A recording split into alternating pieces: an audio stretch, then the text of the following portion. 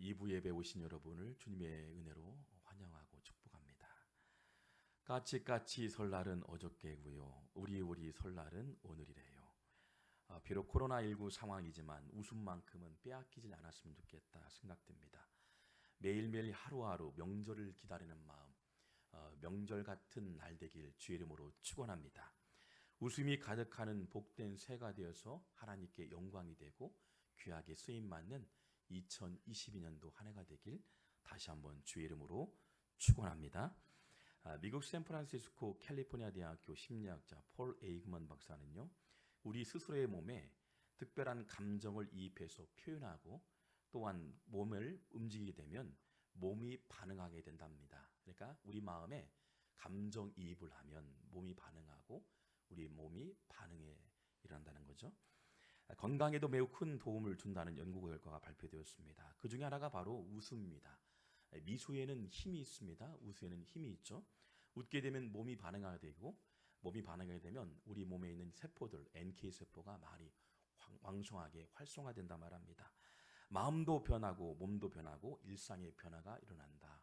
날마다 웃음 있는 믿음의 성도가 되길 주의 이름으로 축원합니다.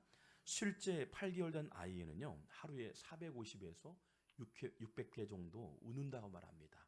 순간순간 울고 가르가르 웃기도 하고 얼마나 기쁜지요. 여러분, 어린아이에게는 걱정과 근심이 없겠죠. 어린아이와 같이 해맑게 웃는 성도님들, 믿음의 성도님 되어서 날마다 웃음이 있고 기쁨이 가득하고 하나님께 영광이 되는 성도가 되길 다시 한번 축원합니다. 웃으면 웃을수록 삶의 변화가 일어난다는 거죠. 웃음에 감사의 마음을 담고 웃음에 기쁨의 마음을 담고 웃음에 신앙을 담으면 전파력이 있어서 자녀에게도 흘러가게 되고 가정에 미소가 지어지게 되고 가정에도 변화가 일어날 줄 믿습니다. 그런데 오늘 성경에는 웃음보다 매우 심각한 표정을 짓고 있는 한 사람이 소개되고 있습니다. 웃음도 사라졌습니다. 심리적으로 매우 불안해 보입니다. 바로 여호수아입니다. 그를 극도로 불안하게 했던 원인이 무엇일까? 스승이었던 모세가 죽고 후계자로 지목되어 200만의 이스라엘 백성들을 가나안까지 이끌어야 한다는 막중한 책임감이 문제였던 것 같습니다. 당시 이스라엘 백성들에게 모세 지도자가 죽었다는 것은 충격입니다. 모세는 이스라엘의 영도자였고요. 하나님과 대면했던 모세, 이스라엘 백성들에게 절대적인 지지를 받았던 리더, 출애굽의 영웅이었던 모세가 죽었으니 새롭게 지명된 여호수아는 매우 큰 부담감을 갖고 있었겠죠. 그러니 얼마나 부담감이겠어요. 그러면서 두려움이 밀려왔을 것이고 이 두려움 속에서 하루하루가 많이 힘들었을 것입니다. 이스라엘 백성들에게 모세 역시 단 한순간도 모세가 없는 것을 생각하지 않았습니다. 전쟁을 앞두고 군사를 정비하고 훈련시켜 생사를 거는 전쟁을 앞두고요. 거대한 부족 아이성을 맞이해야 하고 심지어는 여리고성과의 싸움이 있습니다. 전쟁을 치르기 전에 불안에 떨고 있는 여호수아, 그리고 이스라엘 백성들을 보기에 얼마나 초라한 여호수아였을까요? 그런데 그에게 오늘 본문은 모세가 죽은 후에 일어난 사건을 소개하는데요. 전쟁에서 승리했다. 약속 말씀대로 가나안 땅을 지배하게 되었다. 각 지파별로 분류하여 땅을 분배하는 장면이 오늘 본문입니다. 이전까지만 해도요, 불안했습니다. 초라했습니다. 초조하기 짝이었습니다. 그런데 그의 삶이 360도로 바뀌게 됩니다. 그리고 전쟁에서 승리를 경험하고 이제 전쟁에서 기세가 등등했던 여호수아의 리더십을 보게 됩니다. 여러분, 시작은 미약했지만 결과는 큰 창대함을 누리게 됩니다. 얼마나 감격스러운 시간일까요? 이제는 전쟁도 하지 않아도 됩니다. 살생을 하지 않아도 되죠. 그저 편하게 남은 여생을 살 수 있다 생각하니 감격과 기쁨은 이루 말할 수 없는 여호수아의 모습이 비춰집니다. 이제야 두려움에 떨어했던 여호수아의 모습은 찾아볼 수 없고요. 기세가 당당한 모습으로 이제 땅을 분배하는 여호수아가 영적으로 권위가 세워졌음을 보게 됩니다. 여러분, 어쨌든 어떤 전쟁을 만나더라도 여호수아는 전쟁에서 승리하게 되죠. 여러분, 어떤 이유로 그가 마음과 태도가 바뀌어졌을까요? 여호수아 1장 9절 말씀 보면 그가 태도가 바뀌어진 그 사건이 있습니다. 우리 한번 여호수아 1장 9절 말씀을 한번 같이 한번 읽어볼까요? 시작.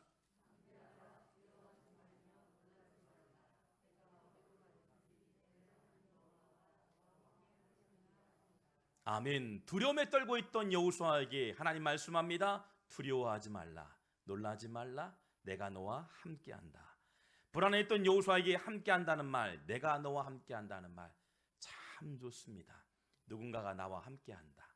평상시에도 어려울 때에도 위기를 만났을 때도 나와 함께한다. 얼마나 든든했을까요? 내가 함께한다는 이 말은요, 함께라는 단어, 임메카라는 단어입니다. 히브리어 보면 임메카, 임마누엘과 동일하죠. 임메카는 내가 너의 아버지, 어머니가 되어준다는 거예요. 그러니까 두려움에 떨고 있던 여호수아에게 내가 너의 부모가 되어줄게, 내가 너의 어머니가 되어줄게, 내가 아버지가 되어줄게. 그러니 두려워하지 마라. 그리고 아버지로서 내가 먼저 싸울 테니까 너는 그 자리에만 서 있어. 그 자리에만 서 있고 말씀에 반응하면 내가 싸워서 승리케 한다. 얼마나 위대한 말씀일까요? 두려움에 떨고 있는 백성들, 특별히 리더였던 여호수아, 제2인자였던 여호수아가 1인자가 되고요, 이제 두려움에서 극복할 수 있는 유일한 방법을 경험하게 됩니다. 내가 너와 함께한다. 내가 너와 함께한다. 임마카의 하나님께서 우리의 아버지가 되시고 어머니가 되셔서 위기를 만난 우리 모두에게 우리와 함께 하시는 줄 믿습니다. 어릴 적 보면 사건을 만났을 때 두렵기도 하고 떨리기도 하고, 그런데 부모님이 뒤에서 지그시 바라보고 있을 때 또한 내가 너와 함께 할 때 얼마나 힘이 되겠습니까? 여러분, 지금 살아계신 부모님 계시잖아요. 얼마나 위대한지 몰라요. 부모님에게 잘 효도하는 믿음의 성도가 되길 주의 이름으로 축원합니다. 부모님이 계신다는 그 자체가 감사해요. 얼마나 든든한지 모릅니다. 그런데 여호수아가 이렇게 말합니다. 두려웠던 여호수아에게 내가 너와 함께한다. 네가 일하는 것이 아니라 내가 다만 거기 있으면 돼. 내가 알아서 처리할게. 내가 너와 함께할 테니까 넌 다만 말씀대로 움직이면 되는 거야. 하나님이 정해주신 원리대로 따라가면, 하나님의 원리대로 따라가면 인생이 쉬워요. 말씀대로 따라가면 인생의 원리가 참 쉬워요. 그런데 왜 문제를 만나죠? 원리대로 살지 않기 때문에 그래요. 순간순간 위기를 왜 만나죠? 원리대로 살지 않기 때문에. 때로는 위기를 만났을 때요, 하나님의 원리를 알게 되면 은혜가 되어지고 쉬워져요. 고난이 아니라 축복이고 은혜이고 기회가 될 수 있어요. 하나님이 전지전능 하나님이 우리 인생을 바꾸기 때문에 감동이 되고 위로가 되고요, 우리의 생각을 바꾸어 주시기 때문에 하나님의 원리를 따라가시는 믿음의 성도가 되길 주의 이름으로 축원합니다. 여호수아 11장 23절 말씀 보면 여호수아는 하나님의 원리를 경험합니다. 이와 같이 여호수아가 여호와께서 모세에게 말씀하신 대로 그 온 땅을 점령하여 이스라엘 지파의 구분을 따라 기업으로 주매 그 땅의 전쟁이 그쳤더라. 또 원리를 볼까요? 넘겨보겠습니다. 여호수아 23장 3절 말씀 보면 너희 하나님 여호와 그는 너희를 위하여 싸우신 인신이라. 여호수아가 전쟁을 하기도 전에요, 싸우신 분 하나님께서 함께 하셔서 전쟁을 만나는 순간순간마다 그 전쟁에서 앞서 싸우신 하나님을 경험하게 되는 거죠. 임메카의 하나님, 임마누엘 하나님.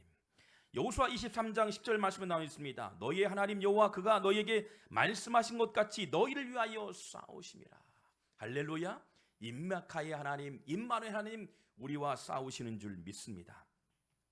중요한 것은 말씀에 반응하면, 모세가 말씀에 반응하여 출애굽하게 되었고 여호수아가 말씀에 반응하면 가나안을 정복하게 되고 말씀대로 현실화된다는 사실입니다.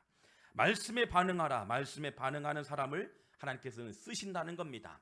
하나님의 말씀에 반응하는 것, 하나님의 원리대로 살아갈 때 우리가 형통을 경험하게 되는 거예요. 그런 형통의 은혜를 경험하는 사람들이 많았으면 좋겠어요. 그런 교회가 힘 있는 교회예요. 영적으로 파워풀한 교회예요. 날마다 체험이 있는 성도들이 많은 교회가 힘 있는 교회라는 거예요. 나의 의지와 나의 경험들을 철저하게 내려놓고 하나님의 도우심, 인도하심을 철저하게 신뢰하는 성도가 많은 교회가 힘 있는 교회인 줄 믿습니다. 임메카의 하나님을 의지하는 자, 반드시 어떤 전쟁을 만날지라도 영적으로 싸워 승리할 줄 믿습니다. 여러분, 세리마태 평생 서민들을 권력으로요 못살게 굴었던 권력자였습니다. 돈은 전부였던 거죠. 그런데 말씀에 반응합니다. 지방세관인 세수를 담당했던 세무직원이요 주님을 만나게 돼요. 인생의 가치관이 바뀌게 됩니다. 마태복음의 저자가 되었고요 복음을 위해서 자신의 재산과 인생을 헌신했던 세리 마태가 되어집니다. 그의 마지막 순간까지 자신의 생명을요 에디오피아에서 선교자의 삶을 살다 순교하고 인생을 마감합니다. 그의 저서 마태복음을 통해서 우리가 많은 감동과 은혜를 경험하게 되는 거죠. 제자 베드로 말씀에 반응하여 깊은 데로 그물을 던집니다. 그물이 찢어지도록 고기를 낚습니다. 가치관이 바뀌게 됩니다. 평생 고기만 낚던 사람이요 고기만 낚았던 사람이 하나님을 영광을 위해서 사람을 낚는 어부 목회자가 되는 거예요. 주님을 만나고 체험하면 인생이 바뀌게 되는 거예요. 지난가고 물질에 세속였던 사람이 영적인 은혜를 체험하니 인생이 바뀌어지고 가치관이 바뀌어지고 하나님께 올려드린다는 거예요. 공문이었던 느헤미야 백성들에게 이스라엘 유대 민족을 향해서 고통당하는 소리를 듣게 됩니다. 가만히 있지 아니하고요 말씀에 반응합니다. 평생 그의 위치가요 고위층이었어요. 3대든 4대든 5대든 10대까지 배불리 먹을 수 있는 자리였어요. 그러나 그 자리를 내려놓고요 어떨까요?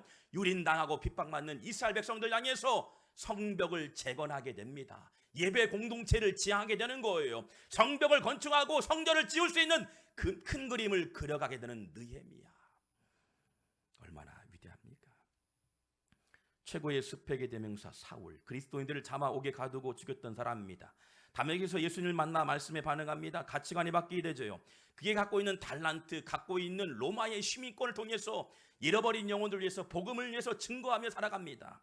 심지어는요 오지의 교회를 세우고 복음을 전한 자가 됩니다. 말씀에 반응하면 인생이 바뀌게 되는 거예요. 이름도 바뀌게 되는 거예요. 그를 통해서 그의 헌신을 통해서 유럽의 판도를 바꾸는 마중물의 역할을 감당하는 선교적인 삶을 살게 된다. 여러분 인생의 목표가 뚜렷하게 보이는 거예요. 나에게 주신 모든 환경과 재산과 모든 것들을 하나님께 올려드리면서요 인생을 바꾸게 되는 삶을 살게 되는 거죠.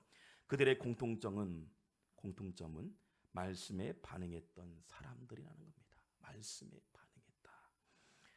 두 번째 보면 말씀에 반응할 때요 변화가 일어난다는 사실이에요. 말씀을 받아들이면 변화가 일어난다는 겁니다. 민수기 27장 18절 말씀 한번 같이 한번 읽어볼까요? 27장 18절 말씀입니다. 시작.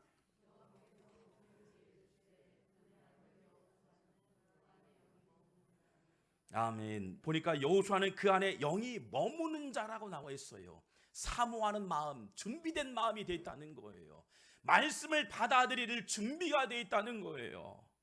자세가 됐다는 거예요. 에티튜드가 있다는 거예요. 자세가.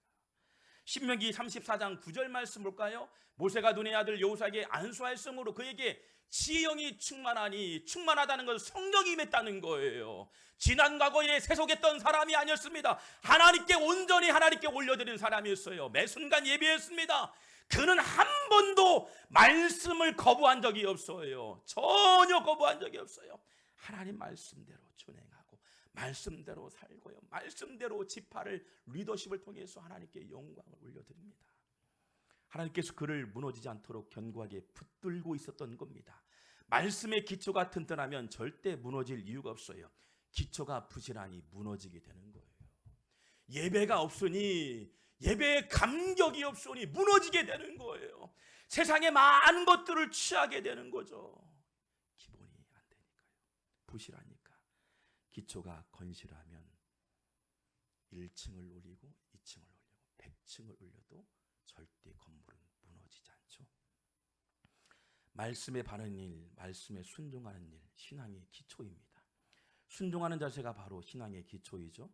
말씀을 받아들이는 순종의 자세, 반응할 때 기적이 일어난다는 사실입니다. 1912년 일본은 외국 사절이나 중요한 사람을 맞이하게 될 영빈관을 짓게 됩니다. 호텔의 이름은 임페리얼 호텔, 제국 호텔이라고 불려집니다. 미국 현대 건축의 아버지 프랭크 로이드 라이트 박사가요 일본의 초청에 의해서 건축을 시작하게 되죠. 실제 그분이 참 건축의 대가이기도 하죠. 저는 LA에 있을 때 보니까 웨이퍼르 스타프라는 이 건축물을 보게 됐어요. 근데 이 건축물을 보니까 참 대단해요. 이 건축물이 유리로 되어 있고 50년 전에 지어졌던 건축물인데 정말 이 해변가에 태평양이 보이고 그리고 아름답게 유리로 된 이 건축물, 예배 장소 너무 아름답죠. 그런데 이 프랭크 로이드 박사가요, 동경에 세워질 호텔을 위해서 세워질 곳에 주도면밀하게 관찰하고 살핍니다.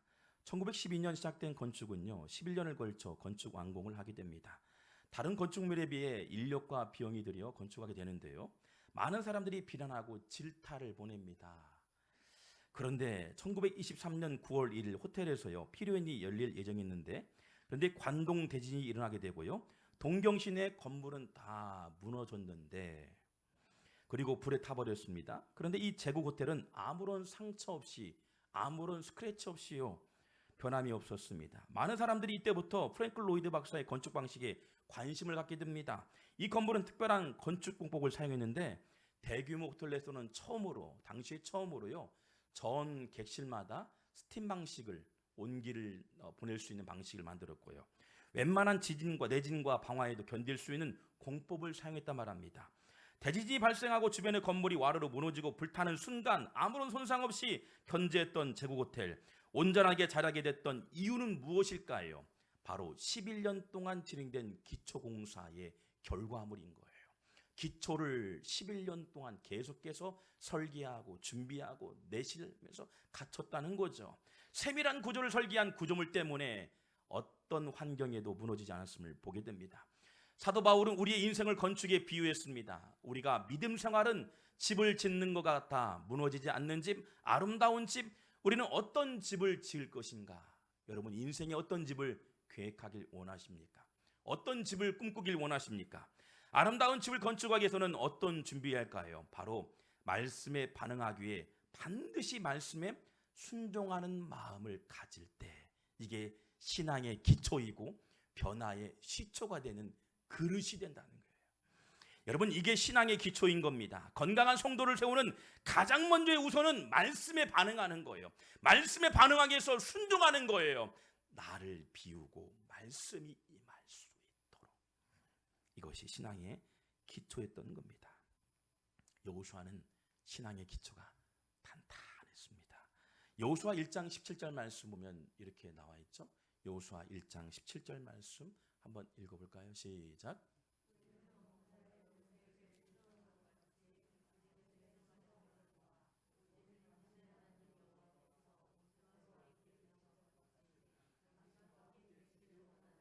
아멘. 모세가 하나님께 순종하고 이 모세의 순종을 배우게 되는 거예요. 후배들이에요. 후배들이 또 보니까 여호수아가요, 모세가 하나님께 극진히 순종했던 것을 배우게 되는 거예요. 여러분이 여러분의 할머니, 할아버지를 위해서 극진히 순종하고 섬기는 모습을 눈으로 배우게 되는 것처럼 보게 되는 거죠. 고스란히 다 마음에 세이브가 되는 거예요. 담게 되는 거예요. 부모님께 불순종하는데 어떻게 자녀들이 순종하길 원하십니까? 이거는 잘못된 문제이죠. 부모님을 향해서 극진히 섬겨보세요. 자녀들이 극진히 따르게 되는 거예요. 모세가 하나님을 위해서 순종했던 모습을 여호수아가 배우게 되는 거예요. 그 순종의 모습을 따르게 되는 거죠.